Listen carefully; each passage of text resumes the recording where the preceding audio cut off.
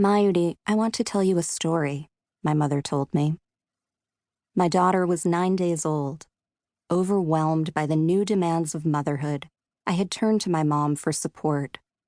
I wanted her to listen in her sympathetic way, to take up my feelings, to murmur in agreement as she did.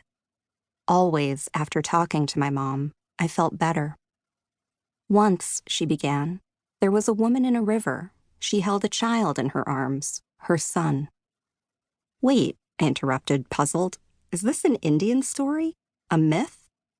I wondered if my mom was about to launch into a Hindu legend involving Lakshmi or some other goddess struggling in the Ganges. Just listen, my mom admonished. She cleared her throat. Once, she began again, there was a woman in a river. She held a child in her arms, her son. She needed to cross the river, but it was much deeper than expected. As the water reached her chest, she panicked.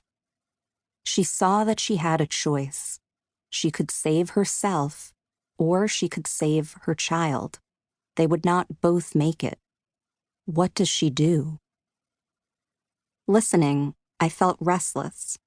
I didn't know what this riddle had to do with me or why my mom was telling it. Besides, I knew the answer without having to give it much thought. The woman would sacrifice herself for her child. It was how all stories of motherhood went, particularly Indian myths. I said so to my mother, expecting her to agree, but she surprised me. We do not know the outcome, she told me. We do not know what the woman in the river chooses. Until we are in the river, up to our shoulders, until we are in that position ourselves, we cannot know the answer. We tell ourselves we will sacrifice ourselves for our children, but the will to live is very strong. Her words astonished me. A woman choosing herself, the mere possibility felt audacious. We must not judge, my mom continued. That is the real lesson of the story.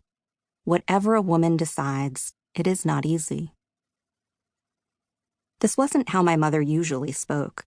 She had sacrificed everything for her children, a fact she liked to allude to as often as possible. Hearing her acknowledge maternal selfishness was jarring. Strangely, though, it comforted me. Practical by nature, a scientist by trade, my mom usually simplified matters, boiling them down to their essence. Forthright, blunt, she was the person who had all the answers, who did not suffer from self-doubt. Yet here she was, acknowledging nuance and the possibility that life might be more complicated than easy answers permit.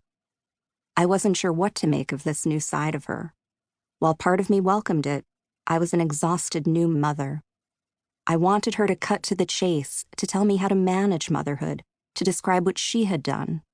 I wanted her to be who she had always been. When I most craved clarity, she had given me an enigma.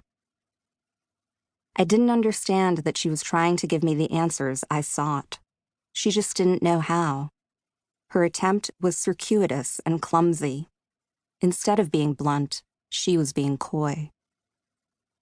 In the years to come, I would often think of the woman in the river up to her chest in rising waters, paralyzed by fear and indecision. Eventually, as I learned the truth about my mother's choices, I would see my family's story captured in the tale. I had been right to be restless when my mom first told me that story. I had known on some level that she was being evasive. What I hadn't realized was that, through fiction, she was trying to come clean. The story was her way of owning up to what she had long hidden, to help me see what had always been before my eyes.